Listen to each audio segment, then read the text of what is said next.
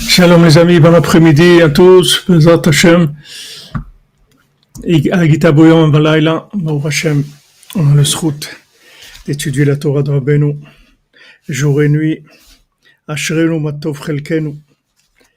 Alors Bezat Hashem, on fait le shiur pour la délivrance du monde, pour la fin de la violence, pour le refoua shlema de tous les malades, Bezat Hashem. De David Raphaël ben Mesoda Cohen, Raphaël Shlomo ben Sabine, Esther bat Chassiba, Myriam Maman, Chana bat Childa, Boris Shirbe ben Bizerka, Dvorah Myriam bat Corina Yala, Valérie Ojobogo, Sarah bat Karine, Deborah bat Janine, Dan ben Karine, Valérie ben Germaine,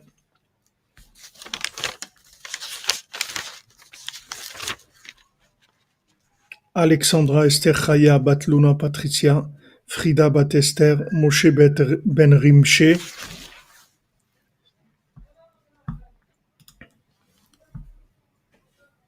Eyal ben Naomi, Tomer ben Miriam, Elise Genoun bat Jacqueline, Ruth bat Sarah, Avram ben Romzana, Eliou Gabriel ben Yael, Shlomo Mordecha ben Yael, Lital bat Deborah, Eliaou ben Mezala, Yael bat Romzana, Mazel bat Romzana, David Raphaël ben Mesoda, Chasna bat Fatima, Kemal Sirbegovic ben Unmika, Bizerka Gali bat Sarah, Boris Sirbe ben Bizerka, Michel Ritz ben Francine, Nathaniel ben Barbara, Barbara bat Joël, Nechamadouna Doli bat Myriam, Yohan Shalom Yosef ben Mazal, Fortuné Francine, Sylvie Shilbia bat Myriam, Amram Levi Yitzhak ben Sarah, David ben Colette Denise, Micha Nechama Mirei bat Bachla Rachel Chaya Colette, Fradji Chai Freddy ben Bachla Rachel Chaya Colette, André Mesaoud Rachmim ben Bachla Rachel Chaya Colette, Sharon Elimanden ben Perlet Zora, Shani Rachel Mercedes bat Perlet Zora, Yoni ben Régine, Talia bat Oro, toutes les Yeshot pour Ilana Elise Genoun bat Jacqueline, David Raphaël Raphaël Cohen ben Sarah, pour l'élévation, le repos de l'âme de Shirel Aboukrat, Yaou Falach, Menachem Yecheskel, Chaim ben Suzanne, Eliaou ben Sarah Juliette, Ida bat Chana, Yaakov ben Mesoda, Kemal Sirberovitch ben Bizerki Gali, Eli ben Micha, Marc Comper, Chaï ben Susanna.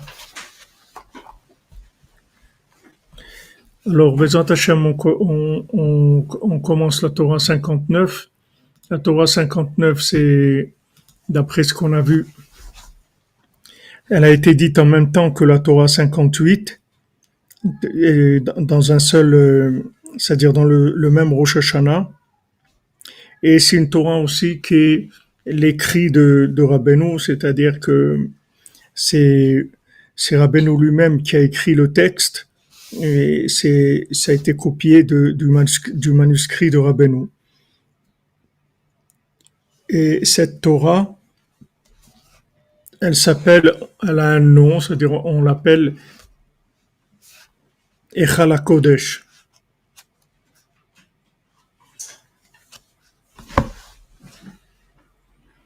Non, Margaret, vous n'êtes pas en retard, c'est moi qui suis en retard. Echal HaKodesh, elle s'appelle Echal HaKodesh, c'est-à-dire la construction. Echal HaKodesh, c'est un... Echal HaKodesh, comment on peut traduire Echal? L'arche. Ouais. Alors, l'arche saint, c'est-à-dire c'est la construction d'un endroit saint, Echal HaKodesh. Alors, Rabbeinu dit, Mi shemishtadel tamid lekarev bnei adam la'avodat Hashem yitbarach, tzarich lishmor et atzmo shelo yitachzu bo haklipot ve'hara shelo bnei adam.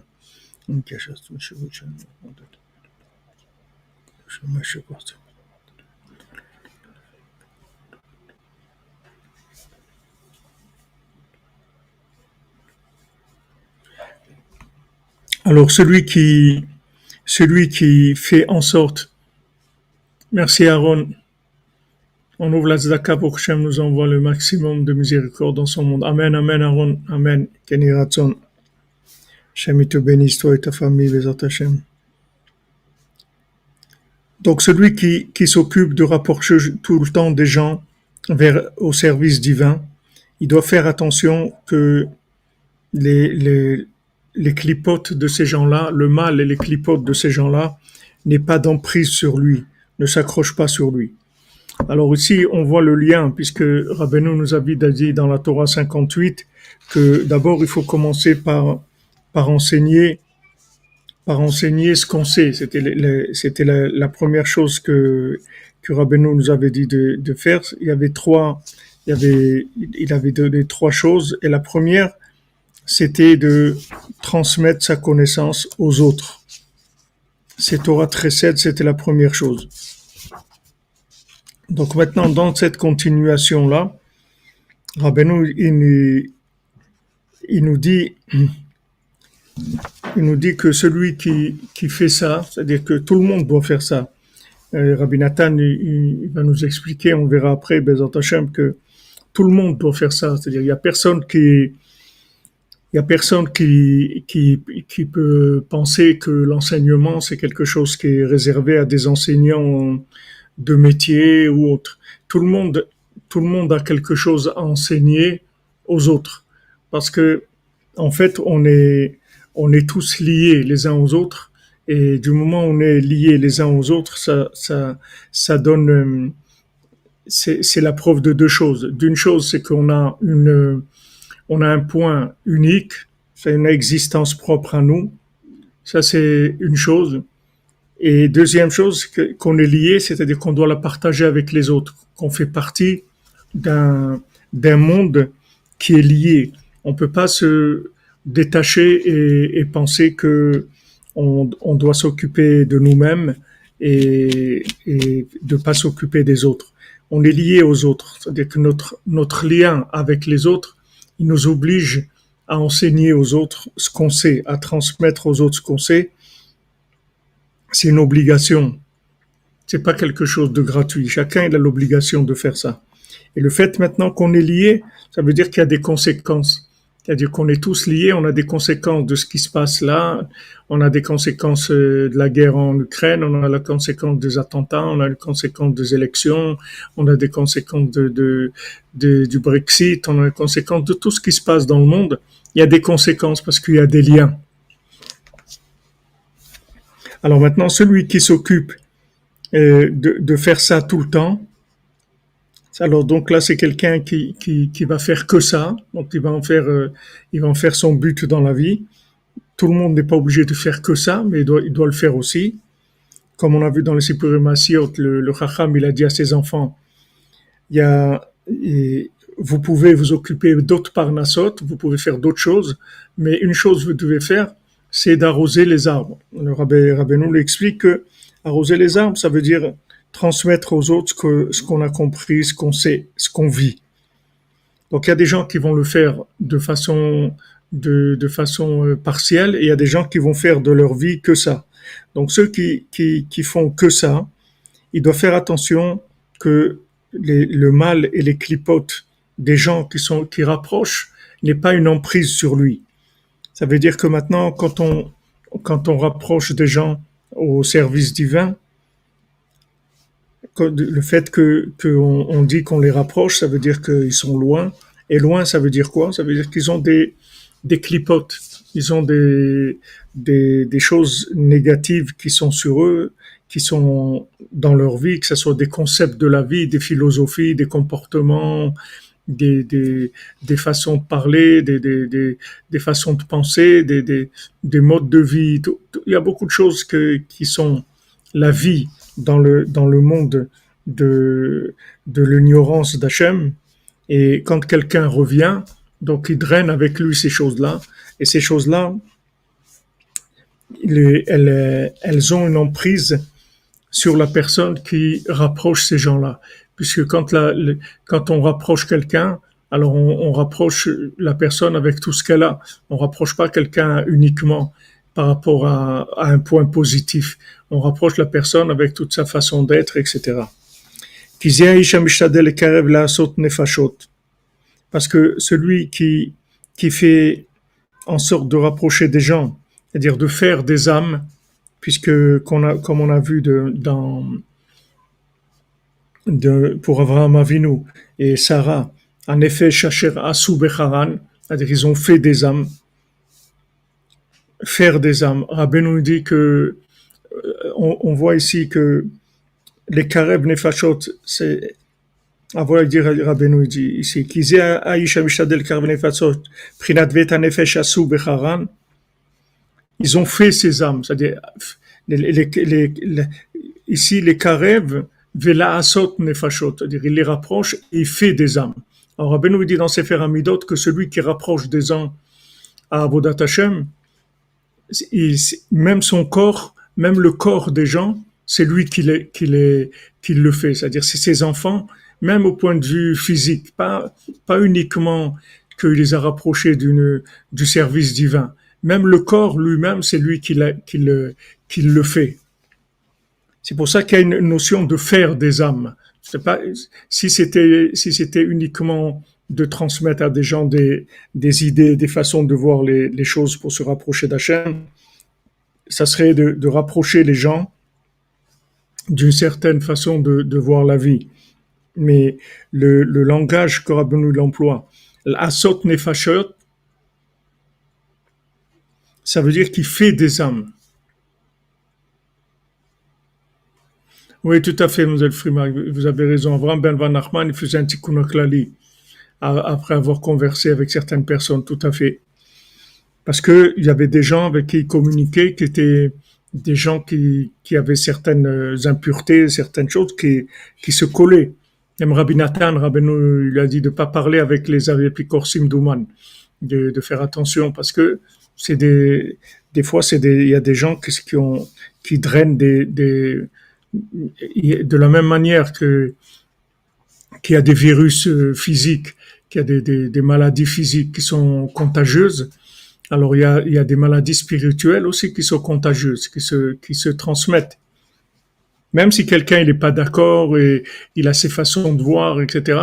Mais il y a des choses qui collent parce que il y a, comme on l'a expliqué déjà, dans la véritable communication, puisque maintenant, quand on va essayer de rapprocher quelqu'un d'Hachem, on va rentrer dans ce qui s'appelle vraiment la communication, la vraie communication. Dans cette communication-là, on rentre complètement on se donne. C'est pas uniquement un échange d'idées. C'est-à-dire, on se donne pour pouvoir, comme vous dites, quelqu'un qui veut sauver quelqu'un qui se noie, il est obligé de se jeter à l'eau. Il peut pas lui donner des directives, nage, fais comme ça, etc. L'autre, il est en train de se noyer. Donc, s'il veut le sortir, il est obligé de rentrer dans l'eau et de le sortir. Donc, quand maintenant vous communiquez avec quelqu'un et pour le sortir, vous êtes obligé d'utiliser votre cœur, c'est-à-dire de parler avec toutes vos énergies, de rentrer complètement. Donc à ce moment-là, vous devenez vulnérable, c'est-à-dire vous pouvez recevoir de l'autre toutes les choses qu'il a de négatives ou certaines parties. Vous bonnet prinat echala kodesh. Donc Rabbeinu dit celui qui fait ça, c'est-à-dire qui rapproche les gens d'Hachem, il construit le echala kodesh. Il construit c'est quoi echal, tu as dit Shimon? Arche. Comme l'arche de Noé. Comme ça, on traduit. Arche saint. D'accord, traduit par arche. Echala kodesh. Kodesh zeprinat anotar beYerushalayim kadosh yomarlo. Qu'est-ce que c'est Kodesh? C'est ce qui est écrit, celui qui restera dans Jérusalem, il s'appellera Kadosh, il s'appellera Saint. Hainu ze bnei Adam nisharim dvukim beira shlema al yado. C'est-à-dire que des gens qui restent attachés à la crainte d'Hachem de façon complète grâce à lui, grâce à la personne qui les a rapprochés. Bien qu'il y en ait plusieurs qui soient tombés de leur sainteté, ceux qui sont restés dans la crainte complète d'Hachem, avec ça, on l'appellera Kadosh, Zeprinat Kodesh. C'est-à-dire, on l'appellera Kadosh.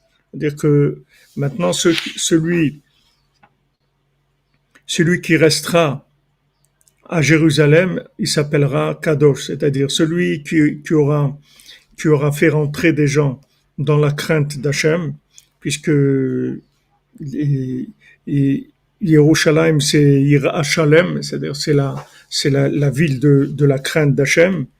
Alors celui qui aura fait rentrer les gens dans Jérusalem, c'est-à-dire la conscience de la crainte d'Hachem, alors il s'appellera Kadosh. Bien qu'il y ait des gens qu'après ils retombent, même totalement ou partiellement.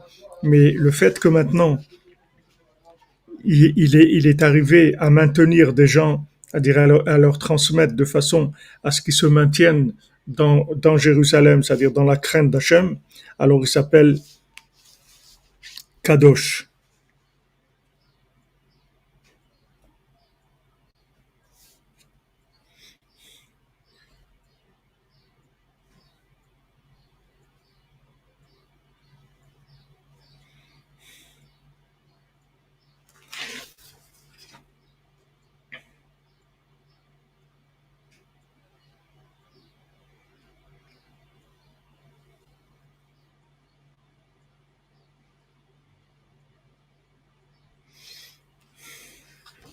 Et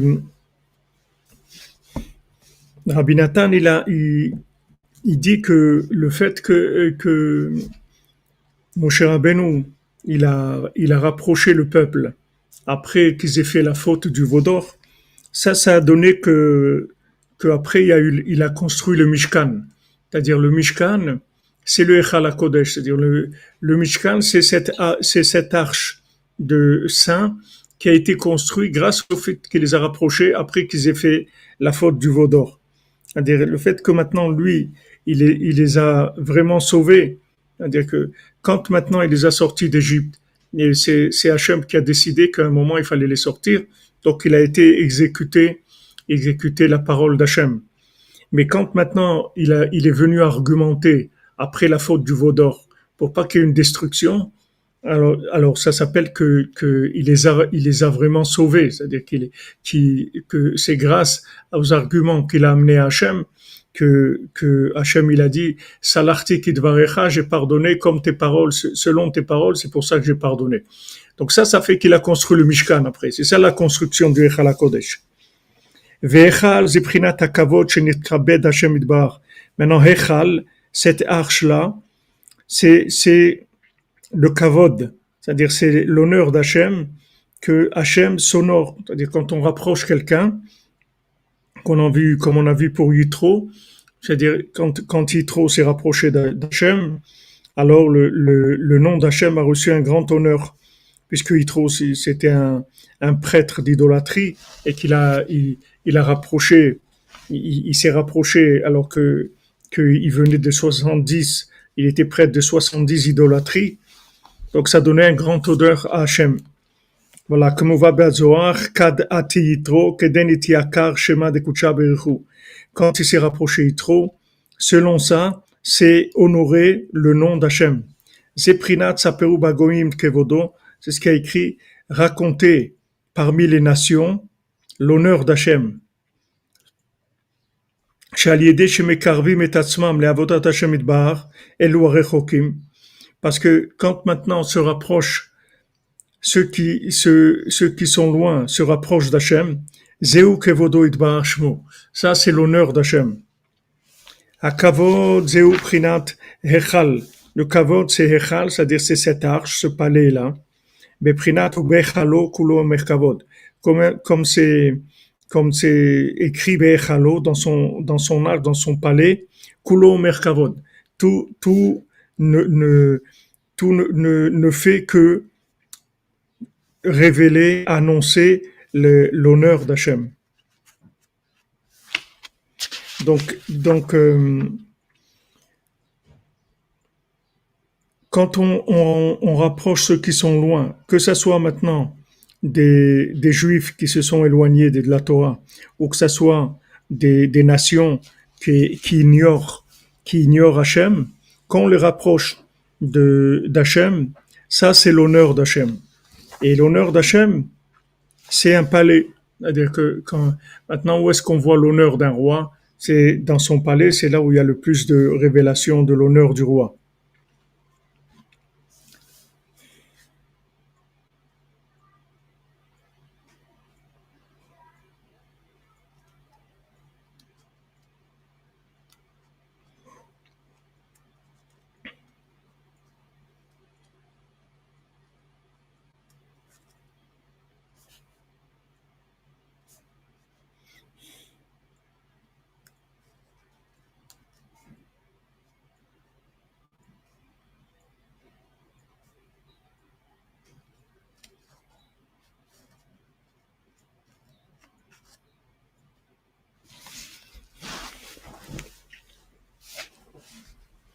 Vechal Kodesh, ce, cette arche saint, ce palais saint, Moshe et Atzmo Tamid les Shorcho, il se dirige tout le temps vers sa racine. Hainu le libon shelo osehu, c'est-à-dire vers le cœur de celui qui construit.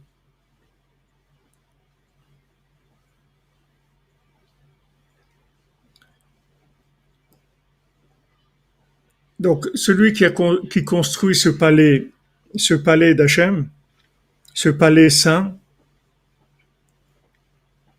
ce palais qu'il a construit, il se dirige toujours vers le cœur de celui qui le construit. Ki mahmat advarim sheatsu meomek libo shel ha'ish hakasher. Parce que grâce aux paroles qui, qui sont sorties du plus profond du cœur de cet homme kasher, nichnas belibam, c'est comme ça que c'est rentré dans leur cœur. Vechazru l'Hashem idbar, ils sont revenus vers Hachem.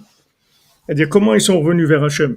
Parce qu'il y a eu un échange de ce que il y avait dans le cœur de cette personne qui était proche d'Hachem, qui est passé dans le cœur de la personne qui était loin. Donc, en fait, c'est un échange de cœur à cœur. C'est ça qui fait que les gens, ils se sont rapprochés. Alors maintenant, du fait que c'est les paroles qui sont sorties de son cœur qui ont rapproché les gens, le cœur des gens, alors le cœur des gens, il a toujours tendance à revenir vers sa racine, c'est-à-dire vers le cœur qui l'a rapproché. והיכל הקודש הזה שורה ומלביש את הרוח החיוני שבלב האיש הכשר. Et maintenant, ce Echal HaKodesh, c'est-à-dire ce palais saint, Shoré, il réside ou malbish et il enveloppe et Tarouach HaChiyuni, le souffle de vie qu'il y a dans le cœur de cet homme kasher. C'est-à-dire que maintenant, dans le cœur, il y a un souffle de vie. D'accord? C'est la vie qui se trouve dans le cœur. C'est un souffle de vie qui se trouve dans le cœur. Quand il construit ce palais saint, c'est-à-dire il rapproche quelqu'un d'Hachem grâce à la vitalité de son cœur qu'il a donné à cette personne-là. Alors le palais qui est construit, il vient s'habiller sur la vie qui se trouve dans le cœur de la personne. Qui est ruach ou balev, parce que le souffle se trouve dans le cœur. Beprinat venatati lachem lev chadash veruach chadasha. Je vous donnerai un cœur nouveau et un souffle nouveau.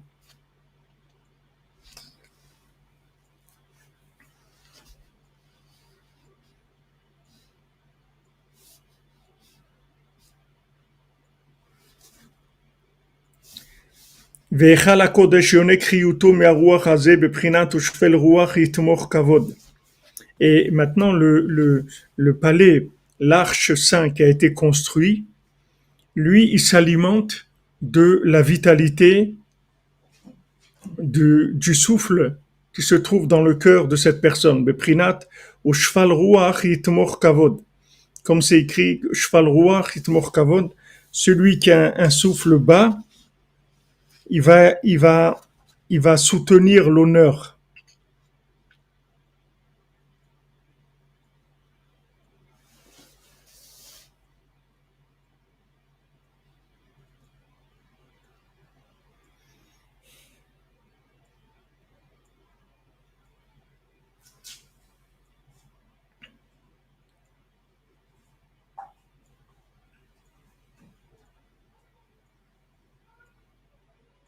Alors, qu'est-ce que c'est ce cheval rouar? Cheval rouar, ça veut dire c'est l'humilité, c'est-à-dire l'humilité de la personne qui est cachère, c'est-à-dire qui connaît Hachem et qui va transmettre aux autres. Itmor Kavod, c'est lui qui va soutenir l'honneur d'Hachem, c'est-à-dire c'est lui qui va construire le, le palais d'Hachem. C'est-à-dire c'est grâce à l'humilité qu'il a qu'il peut transmettre. Veikar al-Bashato les raglé à Rouar. Maintenant, où est-ce qu'il s'habille, où est-ce qu'il s'habille ce Echal, c'est-à-dire ce palais? Dans quoi il s'habille principalement? Les raglés à rouar, dans les pieds du souffle. C'est-à-dire que maintenant, le souffle qu'il y a dans le cœur, il a une stature comme un corps. Il a une tête, il a la forme d'un corps. Donc, dans le souffle, il y a les pieds du souffle. Alors, le Echal, le palais qui a été construit, il s'habille principalement, il va s'envelopper principalement dans les pieds du souffle. Beprinat veruach leolchim ba, comme c'est écrit, le souffle à ceux qui vont dedans. C'est-à-dire que le souffle, il est lié avec les pieds. Comme aussi c'est écrit que Libo Nassa et Draglav, que son cœur, il a levé ses pieds, c'est-à-dire le souffle, dans le souffle, il y a un principe de pied. Voilà, parce que dans le souffle, il a un corps complet. Qui me prina dragli nitorer liachir et bnei adam le'avodat Hashem idbar. Parce que des pieds du souffle, c'est avec ça que il rapproche les gens au service d'Hachem. C'est les pieds qu'il y a dans le souffle qui permettent de rapprocher les gens de Avodat Hashem. Beprinat yashru ba'arava mesila lelekonu. Comme c'est écrit, ils ont fait un chemin dans la plaine qui soit une route vers Hachem. Mesila daika, qu'est-ce que c'est Mesila précisément? Sheu makom araglin, c'est un chemin, c'est l'endroit de pied. Vezeu prinat mesilot bilvavam. Et on sait c'est ce qui est écrit mesilot bilvavam, des chemins dans leur cœur. She'aliede mesilot shebilvavam, par les chemins qu'il y a dans leur cœur, nitorer le'ashir et bnei adam ashochnim ba'arava ou ba'chosher. C'est ça qui lui permet de réveiller et de ramener sur le droit chemin les gens qui se trouvent dans cette plaine-là, c'est-à-dire dans l'obscurité. Le'aishir lahem derech l'avodat Hashem idbar, de leur créer un chemin dans Avodat Hashem. Donc là aussi, vous pouvez faire le lien avec ce qu'on étudie la nuit sur la main et les chemins, parce que c'est lié avec ça, mais je vais pas trop ouvrir ça pour pas sortir du texte. Pour l'instant, on laboure le texte et on essaie d'enregistrer les notions que Rabbeinu il nous donne ici. Donc Rabbeinu ici nous parle des pieds qui se trouvent dans le souffle et que c'est des pieds qui se trouvent dans le souffle qui rapprochent les gens d'Hachem. Parce qu'en fait, qu'est-ce qui s'appelle rapprocher des gens d'Hachem? C'est justement de leur créer un chemin, de leur montrer qu'il y a un chemin pour eux aussi pour aller vers Hachem, c'est-à-dire leur montrer le chemin, leur donner une route. Donc c'est quelque chose qui est lié avec la mobilité, avec les pieds.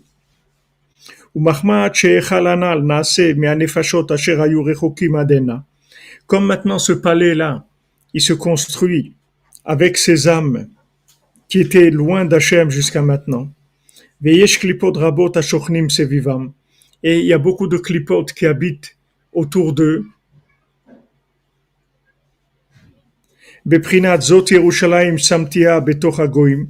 Comme c'est écrit, ça c'est Jérusalem, je l'ai placé parmi les nations. Et c'est possible maintenant que chez Malbisha Echal et Halev Kanal, quand maintenant ce palais il vient envelopper le cœur de la personne qui l'a construit, c'est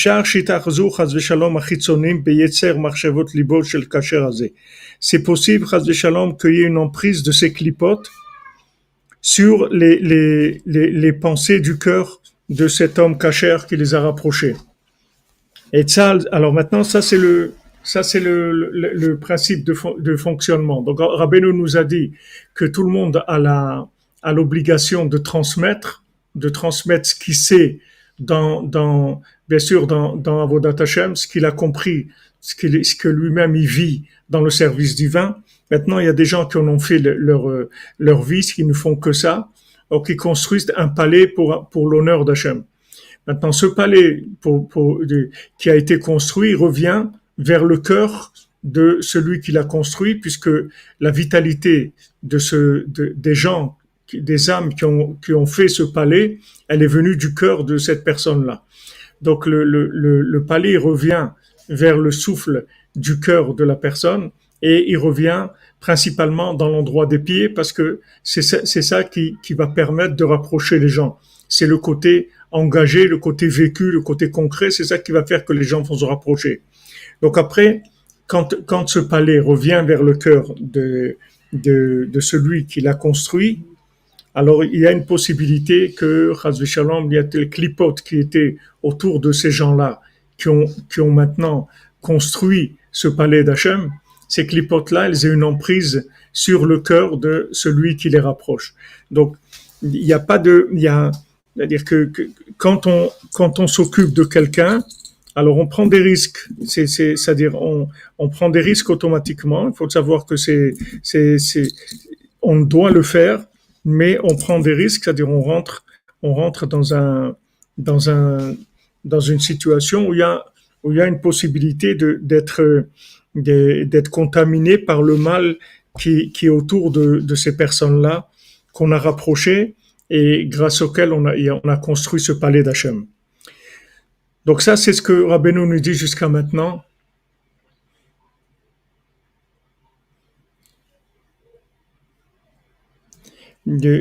Par rapport à la construction de ce palais d'Hachem. Alors maintenant, il va nous donner, Rabbeinu, le conseil, comment faire pour éviter d'être contaminé par les virus qui sont autour de ces gens qu'on a rapprochés. Et ça, maintenant, un conseil pour se sauver de ça. Chez Azmin Malaché Libo, qui maintenant, chez Azmin, qu'il invite les anges de son cœur. C'est une belle expression, chez Azmin Malaché Libo, qu'il invite les anges de son cœur. C'est-à-dire qu'il fasse appel aux anges de son cœur, chez Uprinat Itlaavut Alev. Qu'est-ce que c'est les anges de son cœur? En fait, c'est l'enthousiasme du cœur. Chez Itlaavut Uprinat Malachim. L'enthousiasme du cœur, ce sont des anges. Prinat Vayera Elav Malach Hashem Belibat Esh. Comme c'est écrit que Hashem, il s'est montré à lui dans une flamme.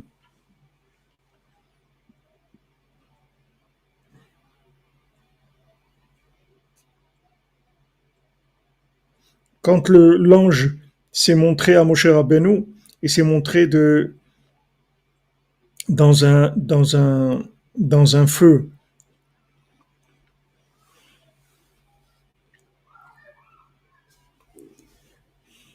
Ve'esh hazeh ou soref otam.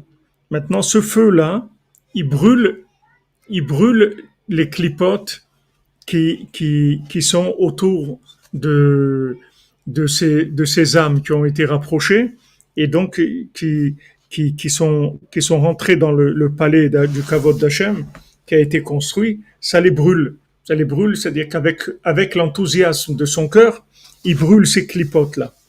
Ve'az gam echal hakodesh mekabel koach ha'esh. Et maintenant, même le palais de Saint d'Hachem, qui a été construit, il reçoit de la force de ce feu. Et lui aussi, il va aider maintenant à brûler les clipotes qui veulent s'en prendre au cœur de celui qui a construit ce palais. Beprinat, ukvot Hashem, ke'esh ochelet. Comme il est écrit, Et l'honneur d'Hachem, Ke'esh au chelet, c'est-à-dire il consume comme un feu. L'honneur d'Hachem, il consume comme un feu. Alors, qu'est-ce qu'il nous dit, donne comme conseil ici, Rabbeinu? Il dit voilà, pour maintenant arriver à se débarrasser des clipotes qui sont drainées par ces âmes qui se rapprochent d'Hachem, il faut éveiller l'enthousiasme du cœur. Quand on éveille l'enthousiasme du cœur, c'est ce feu-là, il va brûler les clipotes qui sont autour de ces âmes. Et aussi, il va aussi être aidé par le palais lui-même d'Hachem qu'il a construit, que ce palais lui-même, maintenant, il va l'aider aussi à brûler ses clipotes. Donc, il va avoir deux choses qui vont l'aider à se débarrasser de ces énergies négatives qu'il y a autour de ces gens-là. Premièrement, l'enthousiasme du cœur, et deuxièmement, le fait que le palais lui-même, il va fournir du feu pour pouvoir brûler ses clipotes. Ça, l'exemple qu'on peut voir clair de ça, l'exemple clair qu'on voit de ça, qui est vraiment une application directe de ce principe-là pour le comprendre, c'est le mariage. Le mariage, c'est ça. C'est-à-dire que maintenant, quand quelqu'un il se marie, en fait, c'est il se marie, c'est-à-dire que maintenant il va rapprocher son épouse de la lumière de la Torah qu'il a en lui. Il va rapprocher son épouse. C'est comme ça qu'elle va devenir son épouse, parce que il va la construire avec la Torah qu'il a, avec le rapprochement qu'il a d'Hachem. Comme ça qu'il va la construire. Mais dès que maintenant il s'est marié, c'est elle qui va l'aider à se débarrasser des clipotes qu'ils veulent maintenant venir s'en prendre à lui. Comme on voit Sarah, c'est Sarah qui protège à Abraham Avinu. C'est-à-dire que Abraham Avinu, il a toujours besoin de Sarah pour être protégé. Sinon les clipotes qu'il y a, elles le détruisent, puisqu'il avait peur d'être tué. Il avait d'être tué par et comment il s'appelle, Avimelech. Il avait peur d'être tué. Il a dit, j'ai peur qu'on me tue à cause de Sarah. J'ai peur qu'on me tue à cause de Sarah. C'est-à-dire que comme maintenant il a rapproché Sarah, c'est-à-dire que maintenant il a rapproché son épouse, et toutes les âmes aussi que maintenant ils vont avoir, c'est-à-dire tous les enfants qu'elle va lui donner son épouse, c'est toutes les âmes qui va ramener grâce à son épouse. Ça va faire que maintenant il a des clipotes, des grosses clipotes qui vont venir avec ça. Ça, c'est Avimelech. Il a dit voilà, j'ai peur qu'on me tue à cause de Sarah, que maintenant ils vont voir Sarah, qu'elle est belle, alors ils vont vouloir me tuer. Qu'est-ce que ça veut dire qu'ils vont voir Sarah qu'elle est belle? Ils vont voir maintenant qu'avec Sarah, grâce à Sarah, il a construit le palais d'Hachem, le palais de la sainteté d'Hachem. Alors eux, ils vont venir maintenant pour essayer les clipotes, elles vont essayer de lui faire du mal, et c'est elle qui va le protéger. En fait, c'est elle qui va se battre contre ces clipotes, c'est pas lui.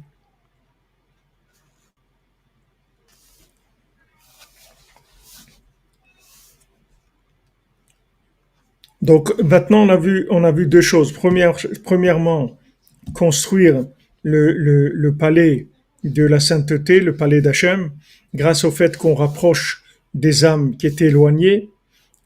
Maintenant, quand on rapproche ces âmes qui sont éloignées, il y a un danger qu'il y ait des clipotes, des énergies négatives qui se trouvent autour de ces âmes, qui aient une emprise sur nous. Donc, maintenant, pour se débarrasser de ces clipotes, alors il y a l'enthousiasme du cœur qui va les brûler, et aussi on va recevoir l'aide du palais lui-même qu'on a construit, qui va nous permettre de brûler ces clipotes-là.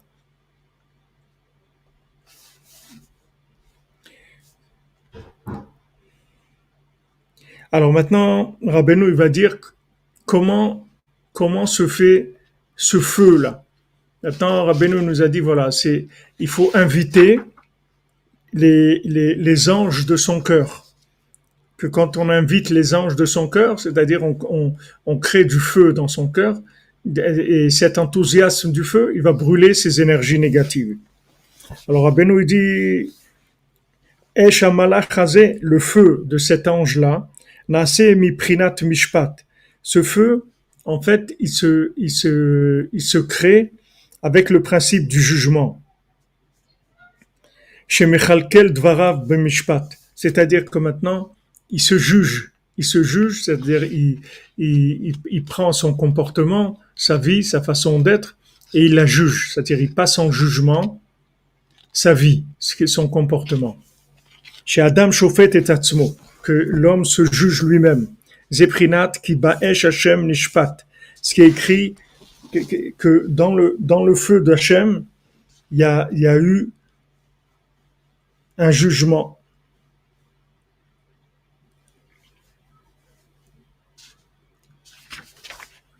V'un mishpat hu balev. Et le jugement, il est dans le cœur. Beprinat venasa Aaron et mishpat bnei Israël alibo tamid. Comme c'est écrit Aaron, il portera le jugement des enfants d'Israël sur son cœur tout le temps. Alors, donc Rabbeinu nous dit l'outil pour arriver à se débarrasser de ces clipotes-là, c'est le feu. Maintenant, comment on allume ce feu? Comment on fait ce feu, cet enthousiasme du cœur? C'est par le jugement. C'est-à-dire que maintenant on prend sa vie, on la juge, on se juge soi-même.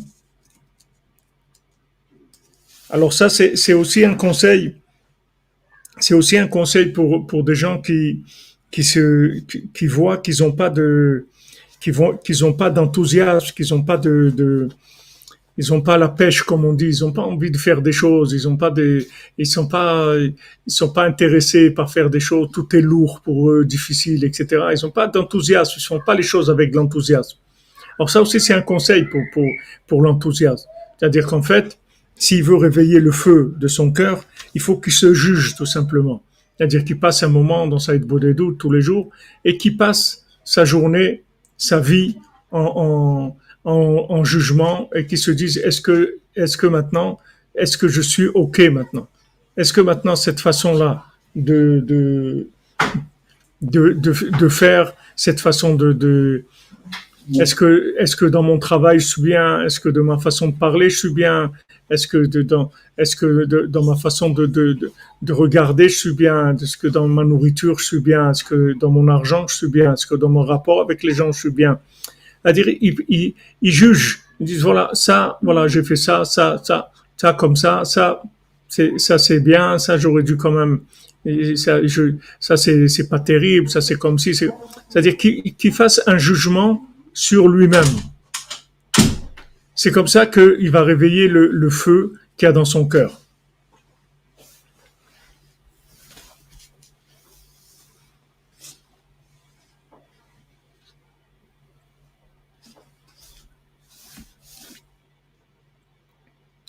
Ve'az yotze la'or mishpat. Alors maintenant, le jugement, il va sortir à la lumière, c'est-à-dire que avec le jugement, il va y avoir une vérité qui va sortir. Comme dans un jugement, des fois, il y a, il y a, il y a un jugement qui vient au tribunal, on ne sait pas qui est-ce qui a volé, on ne sait pas ça, on sait pas. Après, ça sort, la lumière, elle sort. Comme Shlomo Ameler, il y a les deux femmes qui viennent, qui chacune a dit c'est mon fils, et l'autre dit c'est mon fils, et on peut pas savoir le fils de qui c'est. Alors alors Shlomo Amelech, il leur dit bon, vous dites que ce bébé il est à vous deux. Ils disent oui, tout à fait, c'est à moi. L'autre il dit non, c'est à moi le bébé. Donc il vous appartient à vous deux. Donc c'est simple, on va prendre le bébé, on va le couper en deux et on va donner la moitié à chacune. Alors à ce moment-là, la vraie maman, comme c'est son fils, comme c'est son fils, elle préfère qu'il soit vivant chez l'autre plutôt qu'il soit mort. Donc elle dit non, ne le coupez pas en deux, donnez-lui donnez-lui et c'est tout. Alors, Shlomo Amelech, il dit donc, c'est ton fils à toi, prends-le, c'est ton bébé. C'est-à-dire que maintenant, ça y est, ça fait sortir la vérité, ça a délivré la situation de là où elle était enfermée. Voilà, maintenant, ça y est, c'est clair, c'est sorti. Donc maintenant, quand on se juge, en fait, on fait sortir la lumière. À ce moment-là, le cœur, il commence à s'enthousiasmer. Parce pourquoi le cœur, il n'est pas enthousiaste? Parce que le cœur, en fait, il est, Rabbeinu, il appelle ça les sinuosités du cœur. Que le cœur, il rentre dans des labyrinthes, des labyrinthes d'intérêts, de choses, etc. Et on passe d'une chose à une autre, et comme on veut quelque chose, on n'accepte pas comme c'est. Des fois, on va un peu trop d'un côté ou d'un autre. Et quand on se juge, on remet les choses à leur place. Quand on remet les choses à leur place, il y a de la lumière qui sort, il y a du feu qui vient, et le cœur s'enthousiasme. Veyoshev al kissé. Et maintenant, il s'installe sur un trône. Merci, Lévi Raphaël, jamais vous bénisse. Beprinat konen la mishpat kis'o. Donc, il s'installe sur un trône, c'est-à-dire qu'en fait, il met les choses à leur place, comme le fils du roi, un fils de la servante. C'est-à-dire que maintenant, le fils du roi, d'abord, il est complètement enchevêtré dans une vie qui est terrible, puisque il sait pas, il sent qu'il est un fils de roi, mais il vit comme un fils de servante. Et maintenant, le chemin va être long pour lui, avec beaucoup de difficultés pour retrouver son identité. Et quand il va retrouver sa place, en fin de compte, qui va s'asseoir sur le trône, maintenant, il va dire, maintenant, je sais que je suis le fils du roi et que toi, tu es le fils de la servante. Ça y est, les choses, elles sont à leur place. Quand on met la vérité à sa place, il y a une chose, c'est de connaître la vérité. Il y a une autre chose, c'est de la mettre à sa place, c'est-à-dire de donner le pouvoir à la vérité. Toute la souffrance qu'on a aujourd'hui, pourquoi on est tellement paumé, tellement... Parce que tous les gens qui sont au pouvoir, c'est tous des menteurs. C'est le mensonge qui dirige le monde aujourd'hui, de façon apparente. Bien sûr qu'Hachem, il peut utiliser tout pour le bien, il utilise tout pour le bien, mais dans le côté apparent, comme Yaakov qui vient chez Lavan, alors Yaakov, il précise bien, voilà, je te sers 7 ans pour Rachel, ta fille, etc.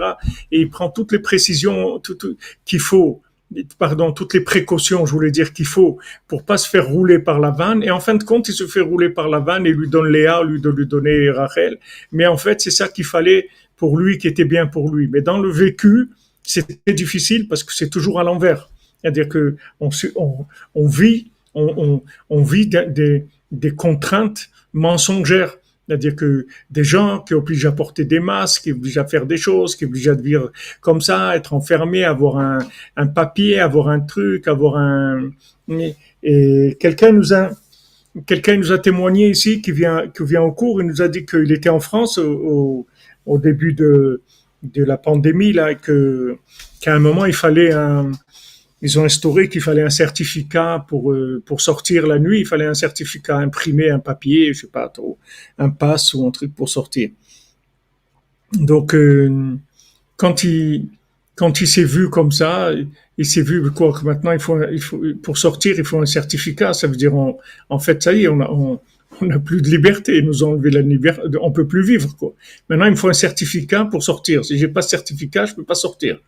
Mais alors, quand il a vu ça, il a dit, puisque c'est comme ça, je préfère le vivre en Israël que de le vivre ici. C'est tout, il est parti. Il est venu en Israël, il habite à Jérusalem. C'est ça qui l'a fait venir en Israël, quand il a vu ça.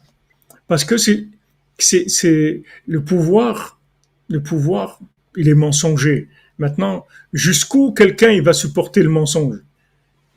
Il y a un moment où il y a un mensonge qui est de trop. C'est-à-dire que pour la personne, c'est trop. C'est-à-dire que si elle accepte ce mensonge-là, pour elle, elle a plus de vie. C'est-à-dire que la vie n'a plus de sens. Donc, ça va déclencher chez elle un enthousiasme. C'est-à-dire, ça va, allez, on y va, c'est tout. C'est plus possible de vivre comme ça. Voilà, il faut comme vous dites, justifié, valable que tu peux sortir. On t'autorise à sortir. Mais attends, on est où là? Il y a, alors maintenant, il y a il y a niveaux de, il y a, chacun a un niveau de ce qu'il peut accepter dans sa vie, l'acceptable, c'est-à-dire le gérable. Il peut gérer sa vie avec ça. Il y a des gens qui peuvent gérer leur vie avec ça. C'est pas que ça la dérange pas, ça les dérange, mais ça les empêche pas de vivre. Mais il y a des gens où c'est trop. C'est-à-dire que si maintenant ils se sentent pas libres de sortir, quand ils veulent sortir, ils peuvent plus vivre. Donc ils s'en vont dans un pays où tout simplement on laisse les gens sortir, ou bien venir en Israël, même si en Israël il y a des contraintes et tout, mais en Israël on est dans le palais du roi, c'est-à-dire qu'on a le droit à la parole, n'importe quoi qui est, on a le droit à la parole, c'est-à-dire on a le droit, on peut aller au kotel et on peut parler avec Hachem. On peut lui dire, regarde Hachem, ce qu'ils nous font, c'est pas normal. Nous, on veut fêter des mariages, on veut faire des joies, on veut aller prier, on veut faire des minyanes, regarde ce qu'ils nous font, etc. Au moins, ça, c'est déjà quelque chose qui calme. Ou bien aller dans des pays où ils tiennent pas compte de ça, de ces choses-là. Ça, c'est un degré d'acceptation du mensonge, c'est-à-dire des capacités de gérer, de vivre avec le mensonge. Ça, c'est chacun son degré. Il y a des gens pour qui c'est impossible, c'est-à-dire que c'est explosif, ils peuvent pas. Ils peuvent pas. Ils préfèrent aller dans notre pays, recommencer tout à zéro, tout, mais quand il veut sortir de chez lui, il sort. Quand il a besoin de ça, sinon il ne peut pas vivre. Il y a des gens que ça les dérange moins. Ils disent, bon, c'est pas grave, je sors pas le soir, c'est pas terrible, etc. Je vais travailler de la maison, c'est mieux, je suis à la maison. Il y a des gens que ça arrange, mais il y a des gens pour qui c'est insupportable.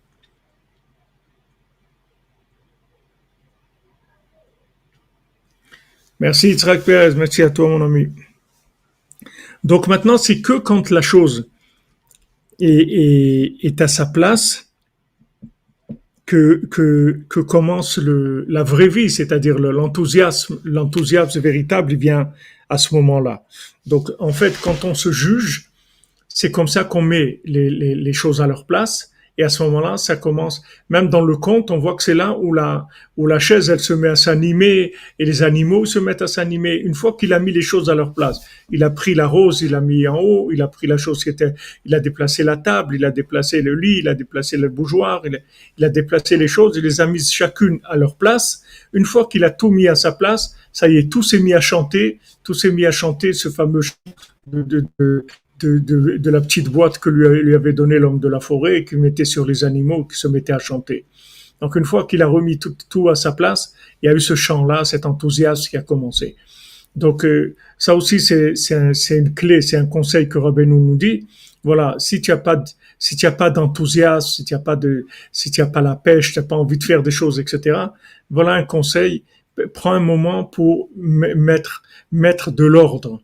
Commence à mettre de l'ordre. Et avec l'ordre que tu vas mettre dans ta vie, même si tu arrives pas, même si tu arrives pas à te contrôler par rapport à certaines choses, à faire certaines choses, à ne pas faire certaines choses, mais tu te juges déjà. Tu dis voilà, ça doit être comme ça. Ça, il faut pas le faire. J'ai fait ça, c'est pas bien. Je dois pas faire ça. J'ai pas fait ça, c'est pas bien. Il faut que je le fasse. C'est-à-dire, je maintiens les choses à leur place, même si je me trouve pas en accord avec ces choses-là. Mais au moins dans ma conscience, dans mon da'at, je sais que ça c'est comme ça c'est comme ça c'est comme ça. Quand je fais ça, alors ça veut dire que je mets les éléments sur le trône, c'est-à-dire je déclenche l'enthousiasme, je déclenche le feu de l'enthousiasme. Connaît la mishpat kis'o chez Prinat Kavod. Il prépare son, son, euh, son trône pour le jugement. Ça, c'est le kavod, c'est l'honneur. Prinat Kisei Kavod, comme c'est écrit Kisei Kavod, le siège, le trône de l'honneur.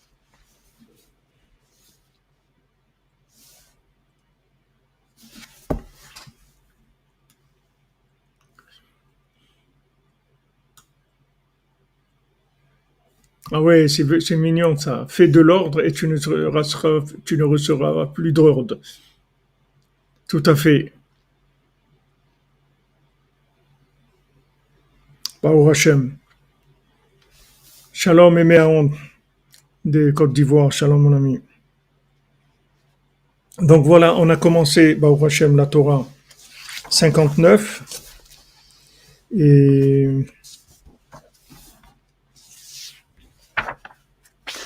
c'est une Torah elle est plus grande en tout cas que la 58 et elle a, il y a beaucoup d'éléments, il y a beaucoup. Donc aujourd'hui, Baruch Hashem, on a déjà ouvert à commencer à enregistrer certains éléments et Bezrat Hashem Shuato, on continuera demain, Bezrat Hashem, et que cette étude-là, comme il nous dit Rabbi Nathan, Rav Nachman Tutshiner, Avraham Ben Nachman, que cette étude, c'est une étude vivante, c'est une étude qui